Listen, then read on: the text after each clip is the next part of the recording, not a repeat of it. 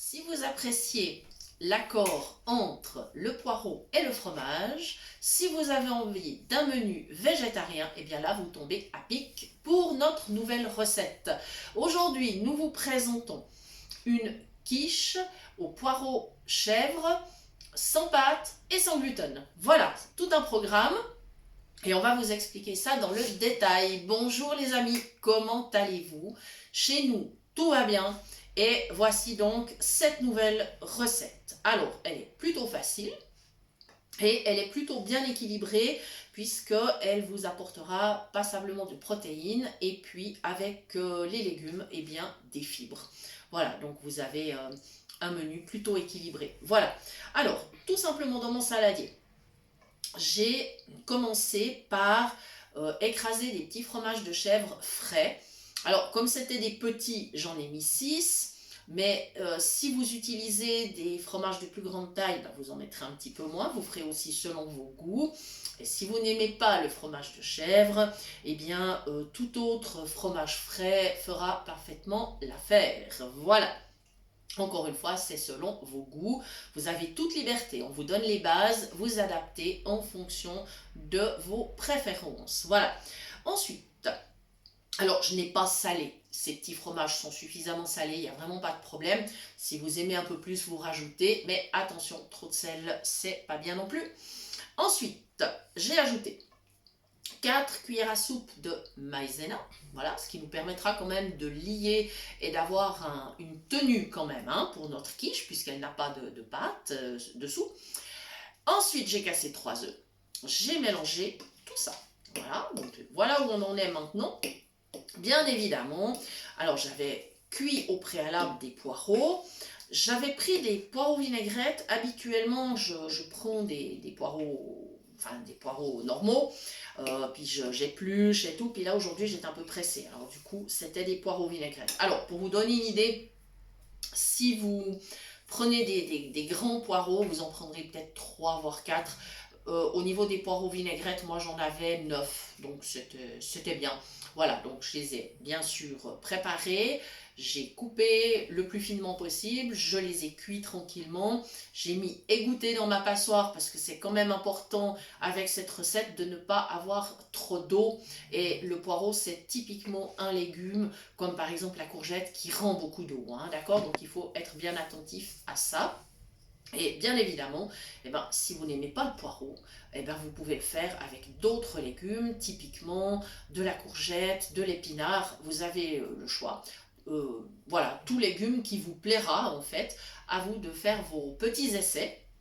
Et puis, pourquoi pas effectivement de nous mettre en commentaire comment vous avez adapté la recette. Voilà, donc maintenant, ce premier mélange étant fait, alors c'était très important de préparer d'abord l'appareil. Pour quelle raison? Simplement parce qu'il fallait que les petits fromages, les œufs, la maïzena s'amalgament bien ensemble et ensuite c'est beaucoup plus facile d'ajouter le légume et d'avoir un mélange vraiment bien homogène et une cuisson qui va être tout à fait régulière. Donc j'ajoute mes poireaux qui ont eu le temps de bien égoutter et hop, voilà, c'est super. Voilà, je vais mettre la passoire à côté, ça n'a pas d'importance. Voilà. Maintenant, alors évidemment, je recommence à mélanger. Ça, c'est sûr. On va vraiment tout mélanger. Mes poireaux sont bien fondants, c'est ça qui est important. Même si la cuisson va se poursuivre, il faut quand même que le légume soit bien fondant. Voilà. Alors après, comme je vous ai dit, si vous voulez d'autres légumes, en ce moment, on trouve du chou-fleur, des brocolis, on trouve des choux-pommes, des raves. Vous pouvez même mélanger, si vous avez envie, par exemple, un petit mélange avec des carottes et des raves, pourquoi pas, ou un petit peu de céleri. Enfin, à vous de voir, à vous de voir. Faites selon vos goûts et dites-nous comment vous avez fait la recette. Voilà. Nous, ça nous intéresse par contre. Voilà. Et puis encore une fois, merci infiniment de nous suivre. Vous êtes toujours plus nombreux. Donc merci infiniment. J'espère que le livre de recettes vous plaît. Voilà, si vous avez des soucis pour le télécharger, n'hésitez pas à nous écrire, à nous envoyer un mail à notre adresse cuisinepratique@mail.ch.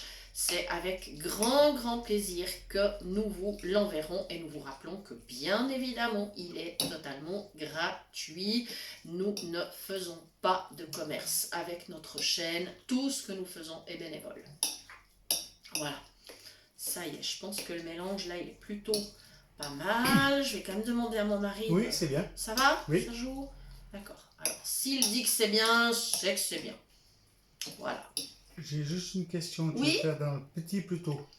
Ah, je crois pas. Tu crois pas? Ah, il y a quand même un bon volume Comme de... D'accord. Ouais, tu crois que c'est mieux le petit plat? Enfin, moi, je Pas veux pas être grave. contrariante Non. non plus, hein, mais je vois ce que t'en penses. Vu la quantité, puis D'accord. le Bah alors, remplage, je vais prendre le petit. peut-être Je petit. ne suis pas contrariante. Il n'y a pas de problème. C'est bien quand même d'avoir une personne valide dans la maison qui a des yeux, parce que ça, voilà, ça facilite la vie. Voilà, et surtout pour ce genre de détails, ben effectivement, je suis trop contente qu'il soit là pour me dire. Voilà. Alors, on va faire comme ça. Voilà. Je vais mettre ça ici. Et je vais gentiment verser tout mon appareil, c'est-à-dire, ben voilà, l'appareil de base, les légumes, tout est bien mélangé et hop. Alors là, on va faire attention, hein, on va quand même... Voilà, je vais amener le plat vers moi. Alors, petit conseil, évitez de cuire ça dans un moule à tarte. Le moule à tarte n'est pas assez haut. Prenez vraiment, idéalement, le plat anti-adhésif. Sinon, un autre plat que vous pouvez garnir de papier sulfurisé afin que ça ne colle pas. Hein. Voilà, vous pouvez prendre même un moule à manquer, pourquoi pas. Hein. Ça, c'est possible. Mais voilà, parce qu'il faut vraiment éviter que ça colle. Et maintenant, je verse... J'ai la maryse dans les mains, bien sûr.